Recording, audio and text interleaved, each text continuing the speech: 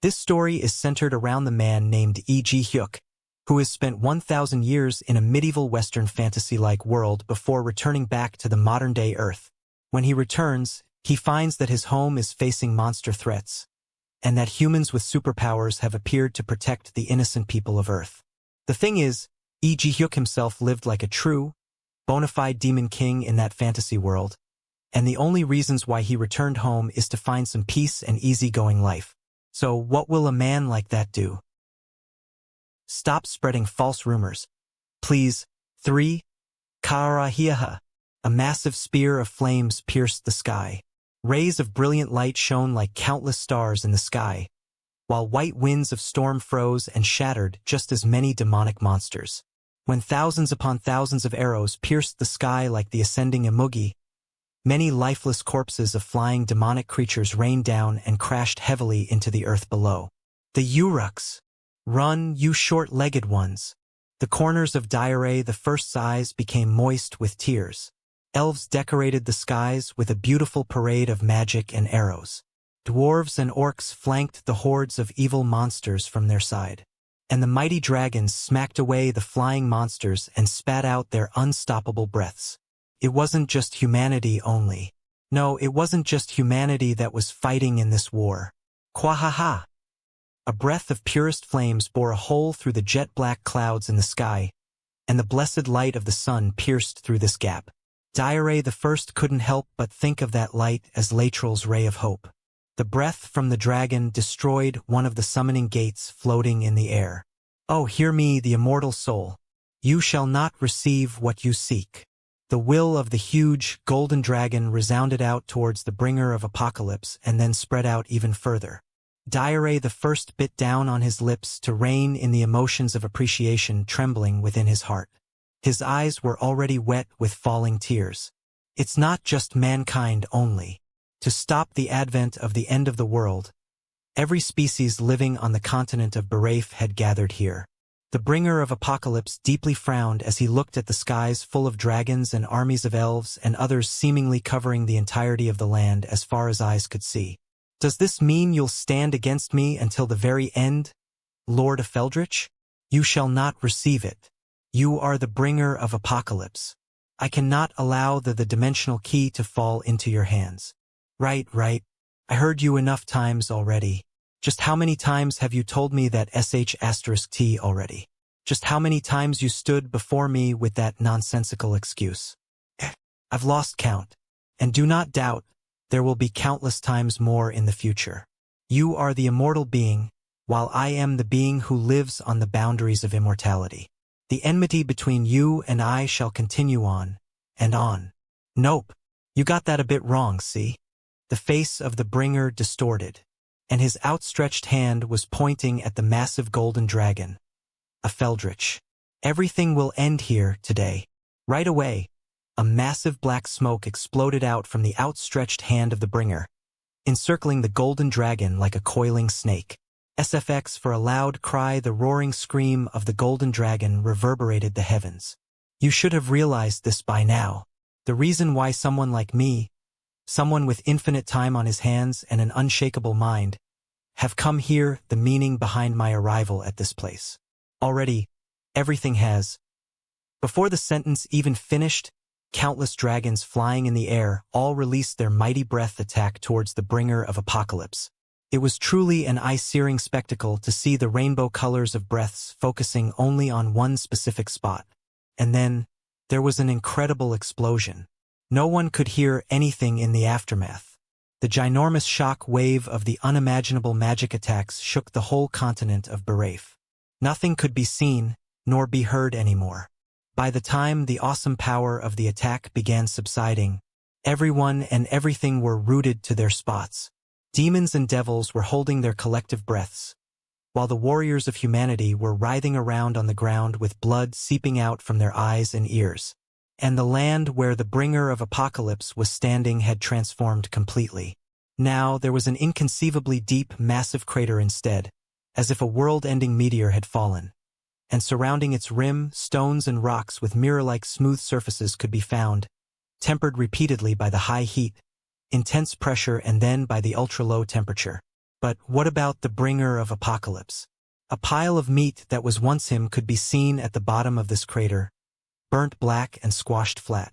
All those demonic gates he had summoned were shattered into pieces by the impact and were cancelled, while his remains scattered into the air like ash and dust. Seeing this scene, Ji-Hyuk the First clenched his fist tightly. No matter how incredible an existence that man was, surely now, he couldn't have survived that.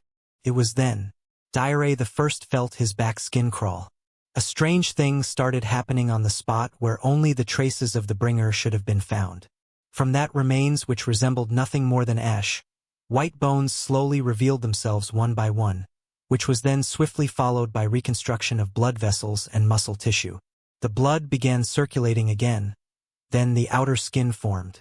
Soon afterwards, a pale and seemingly dead naked body was fully revealed to the world. And so this was it, the man who had transcended death, the man who couldn't die even if he wanted to, the man destined to forever wallow in the agony of undying life. Before anyone could come to their senses, the bringer of apocalypse had extracted another robe out from the subspace and put it on. He adjusted his accessories to their correct places. Then he bared his teeth in an angry growl. The bringer slowly surveyed his surroundings.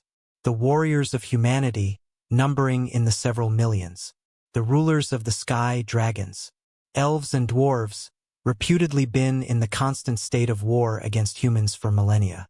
Even the orcs, seen as monsters by everyone else, were glaring at him and throwing endless stream of curses. Plus, spotting a rising cloud of dust from the far end of the distant horizon, it seemed that this gathered force wasn't the end. Without a doubt, it seemed that Barafe itself was trying to stop him. Right? I knew it. The bringer of apocalypse chuckled hoarsely. This was such an interesting place. So interesting indeed. Forcibly dragging someone over here against his will, but trying to stop him with just about everything when he wished to return. With an absurd reasoning, to boot. If he could forget, then he might have given up. If he could die, then he might have chosen death. Unfortunately, he was a man isolated in this world. He was not allowed to die, and he was not allowed to forget. The memories he had before he fell into this world, all those countless years and decades and centuries ago, he hadn't forgotten single one of them. The memories he created in this new world were lost like grains of sand, but the things he knew and experienced in the previous world became a fossil deeply lodged in his head the moment he came here. So he had to return. If he couldn't forget, if he couldn't die, then he must return. I'll tell you this for the last time, Lord of Eldritch. He only needed one thing. He only wanted one single thing. Hand over the eye of Latrell. Then, I will quietly walk away. Even suffering under the powerful black magic, the golden dragon of Eldritch did not submit. Even if this world comes to an end, we will never hand over the eye to you. That item cannot and must not fall into your hands. I thought as much. You people just don't want to listen. Let it go, immortal. As long as you let it go, everything will return to order. You telling me to let it go? A Feldritch could easily decipher the many hidden meanings contained within his reply. She quietly looked at the bringer of apocalypse. I want to go back. A boy, swept up by the unfair tides of fate and lost within its maze of pain and suffering, transformed into the bringer of apocalypse at the end of a long, long journey. This new world was incredibly cruel to this boy, and eventually, his bizarre, inexplicable fate had caused him to stand against this world. Even if this was the case, she could not forsake the entire world just to appease one person's sorrow. If a sacrifice had to be made, then there was only one right choice, the life of one individual. The incarnation of immortality. Just because you are unable to die, this does not mean we won't be able to stop you. It is indeed possible to seal you away forever.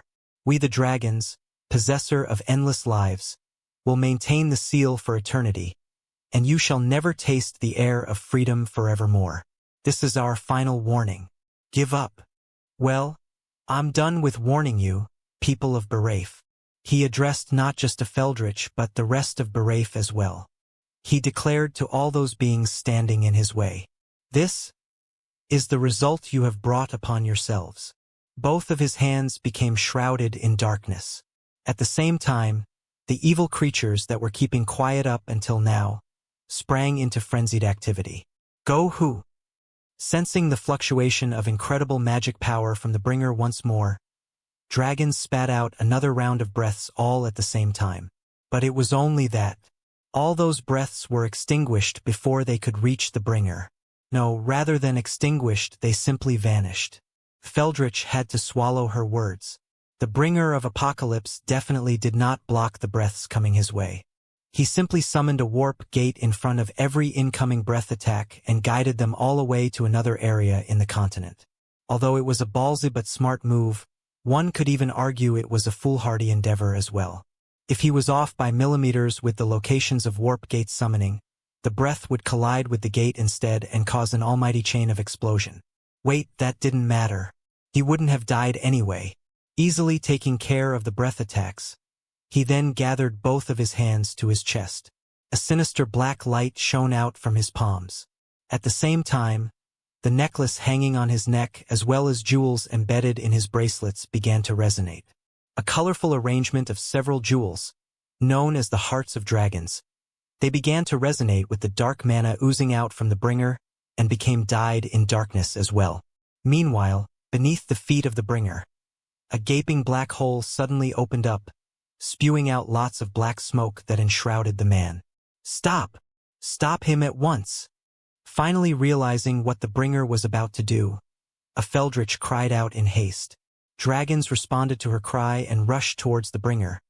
But then they stopped in mid-air, before slowly turning into stone statues. The mana from the otherworldly dimensions coming out of the bringer was preventing them from getting close to him. Although it looked like a swirling black smoke to the rest, as dragons were beings of mana, they knew exactly what that thing was. They knew very well just how terrifying the storm of power accumulating inside was. And it weren't just the dragons who were panicking at the emergence of that evil energy. Even the demons and devils, beings of evil themselves, ran away screaming as well. When the black smoke touched a monster that couldn't run away in time, the creature withered rapidly and dried up into a mummified corpse. A single strand of energy formed, which was then absorbed by the bringer of apocalypse. His surroundings became the land of death in a heartbeat. Grasses dried up, trees withered and fell. The bringer of apocalypse opened his tightly closed eyes amidst all these deaths and destruction. He lifted both of his hands into the blue sky, which was now clear of flying monsters. Then, in the middle of this clear sky, a black cloud formed. Diare the first stared at this cloud with dazed eyes. That cloud. Could anyone call that a cloud? Fluffy black smokes coagulated and expanded. Black lightning struck ceaselessly. Black flames burned within, and black hailstones began falling down. It was the perfect darkness, where not one ray of light could escape from it. And that darkness quickly spread out until it completely blotted out the entire sky. Even the humans, even the demi-humans, even the monsters, even the dragons, they all witnessed this unfolding event with dazed eyes. Dragons, referred to as the originators of magic, couldn't even begin to comprehend how this event could have been performed in the first place. Only a Feldrich could vaguely suspect that the black hole below the bringer's feet was connected to some unknown place, perhaps to the origin of all evil magic. Oh, benevolent God, Latrell! Diare the first drew the holy sign in the air. He could feel it instinctively. That thing was death. An avoidable death sentence surpassing all limits of logic. All of them were seeing death itself materialize. A cry loud enough to tear his throat. All those rage and suffering built up over the countless years finally exploded out in this very moment. Want to go home? The bringer of apocalypse lowered his hands angrily. At the same time, the black clouds blanketing the sky descended down to the ground. You sons of cheese! That day, the apocalypse descended from the skies of Barafe. Is that so? I'm going to quit. The life of an office worker, of sorts. Being an effed-up slog was the truth shared by pretty much every office worker around the world. Whether one was a low-ranked office gopher or someone in a senior managerial position, they all had their own trials and tribulations to suffer through. So, Who would not ever fantasize about walking out of their jobs? Well, many would dream of this several times a day, but they endured simply because they had to think about their cutie pie offsprings and beastly significant others waiting back home. I will definitely quit. But now, the situation was just too dang terrible to endure no longer. The organization this guy worked for, it looked oh so glittering and shiny on the outside, but inwardly, it was rotten to the core.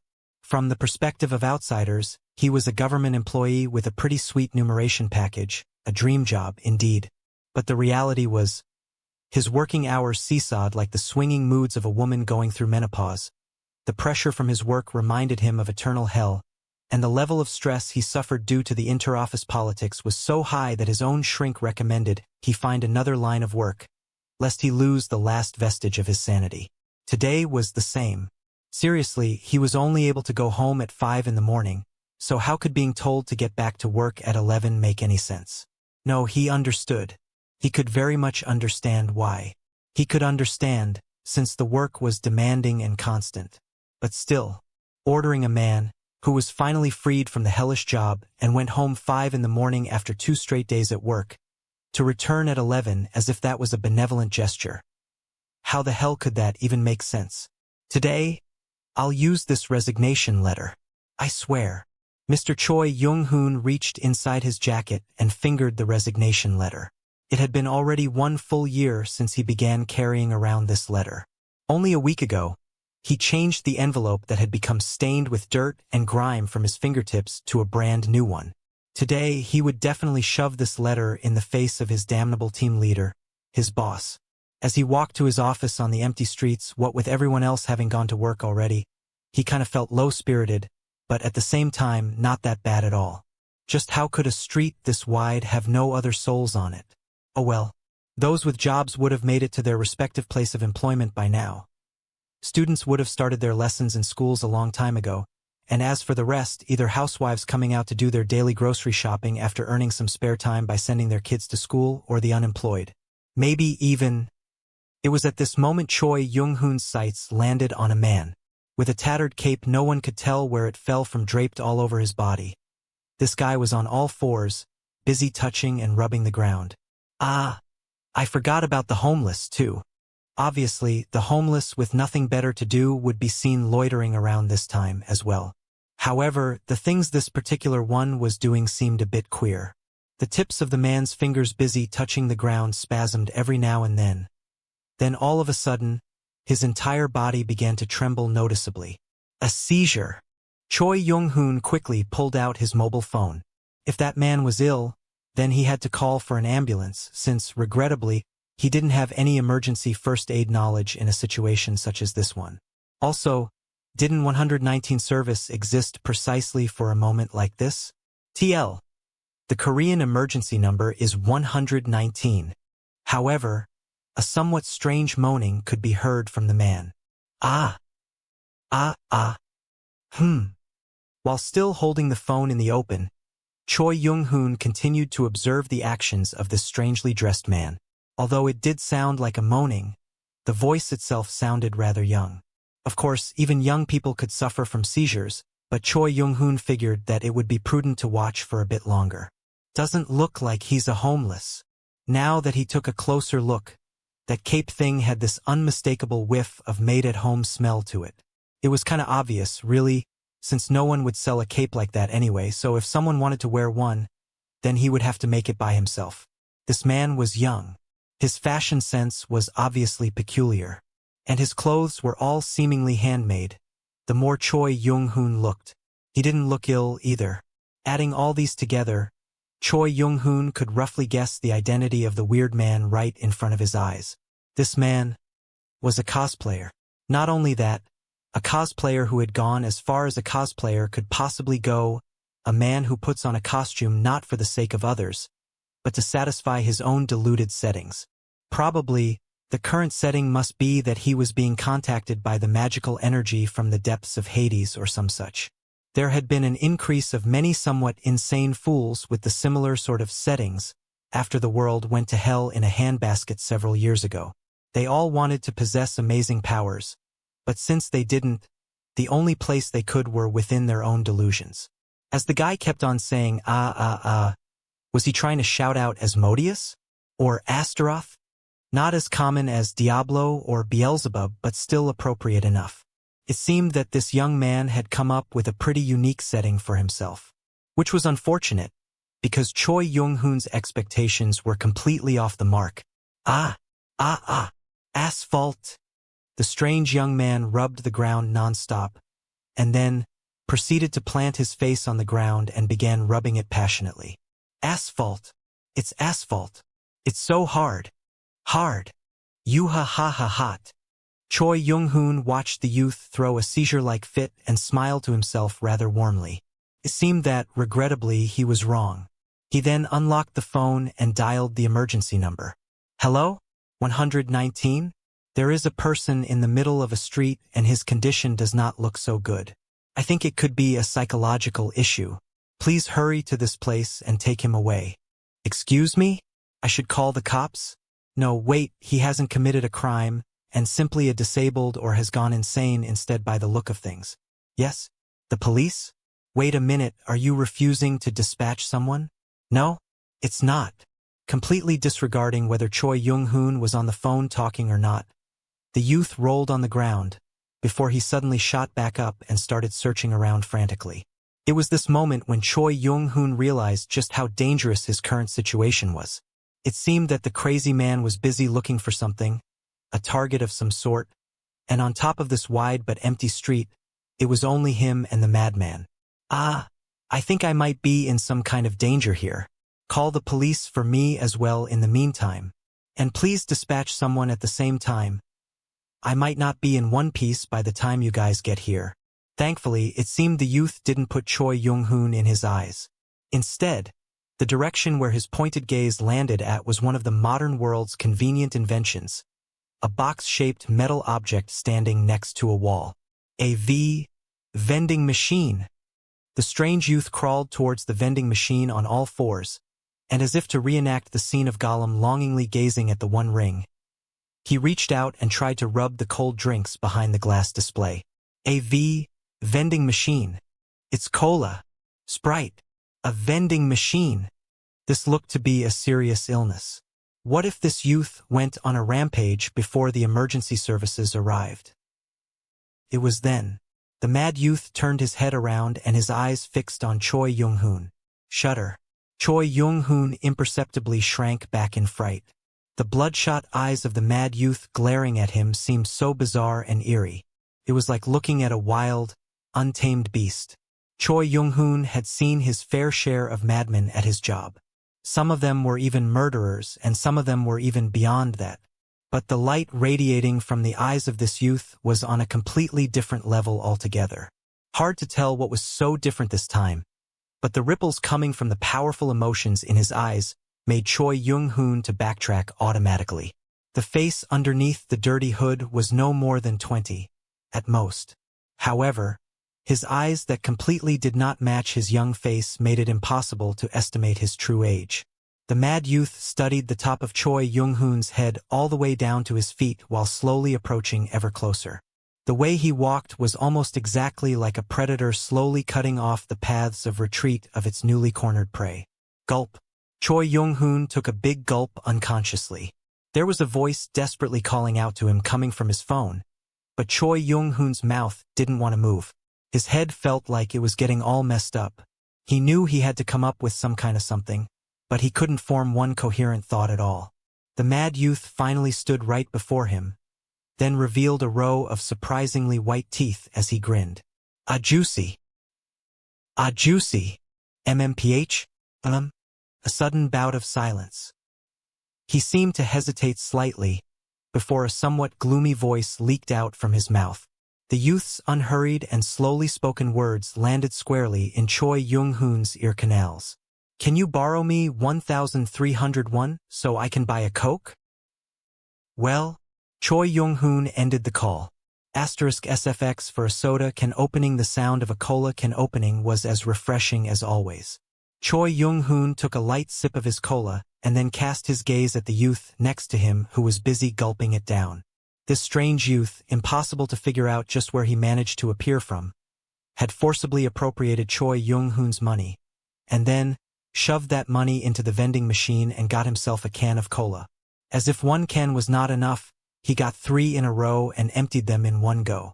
And now, he was leaning back against the vending machine like a smiling cat with a warm back and a full stomach, while letting out a loud burp.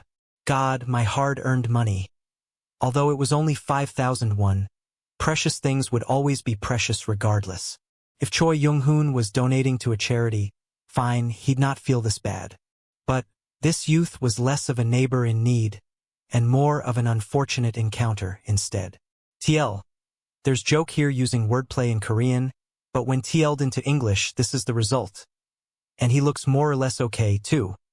If one were to scrutinize the youth properly, he wasn't a bad-looking guy.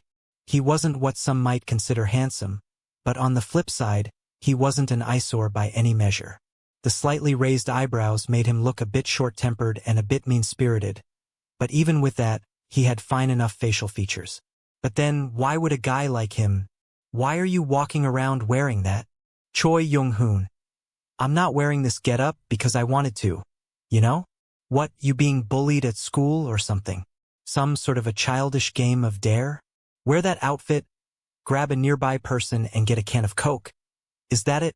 Choi Young-hoon. It's nothing like that. Well, let's just say things somehow turned out this way. A clear sign of irritation was all over the strange youth's face. It was like, stop bothering me with these pointless questions as I'm full and got a warm back right now. What an ungrateful B***starred he was. People will scoff at you. You should get some proper clothing. Choi Young-hoon. Yes, that is my plan. Suddenly, Choi Young-hoon felt wronged. He was worried for this bizarre youth. Yet this crazy, ungrateful swipe still displayed his annoyance, and on top of that, by using his frowning eyes and sullen expression, he was proclaiming these words. Now you're done giving me stuff. Better be on your way now. There ain't a thing I am giving you, so why are you still here? What are you doing at this time of the day? Why aren't you at school? Choi Young-hoon. Why aren't you at work? Seeing the youth not answer his senior first and instead retort back, it was now clear this man was hopelessly lacking in social etiquette. I was on my way. Choi Young-hoon. Well, then you should hurry. There's no one else on the road, so doesn't that mean you're really late for work? But wait, now this is really weird. Why isn't there anyone else on this wide street? I wonder. Well, the time being what it is, so... Choi Young-hoon. Choi Young-hoon spoke out, before abruptly closing his mouth shut. For real now, this was indeed way too strange. Why hadn't anyone passed by on the street until now? Besides, his call to 119 just now got cut off suddenly too. So why hadn't an ambulance or some such show up yet? Ha! Choi Young-hoon had a sudden and inexplicably bad premonition. He quickly surveyed his surroundings. If his thoughts were correct, then this could be the absolute worst of all bad situations. And Choi Young-hoon's gaze stopped at one particular place. At the distant end of the road, he saw a blurry shape, and that shape was rapidly growing larger. More correctly, the shape was approaching him and the mad youth so fast that his perception got fooled into thinking the shape was growing larger. We're finished. Choi Young-hoon. Choi Young-hoon finally understood the situation he was in. He also understood that there was no way he could run away from this place as well. The worst situation possible had happened at the worst possible timing. I should have quit my job yesterday. If he knew he was going to die like this today. Choi Young-hoon sighed deeply, and then looked at the strange youth next to him with a pair of compassionate eyes. By the way, what is he doing here of all places?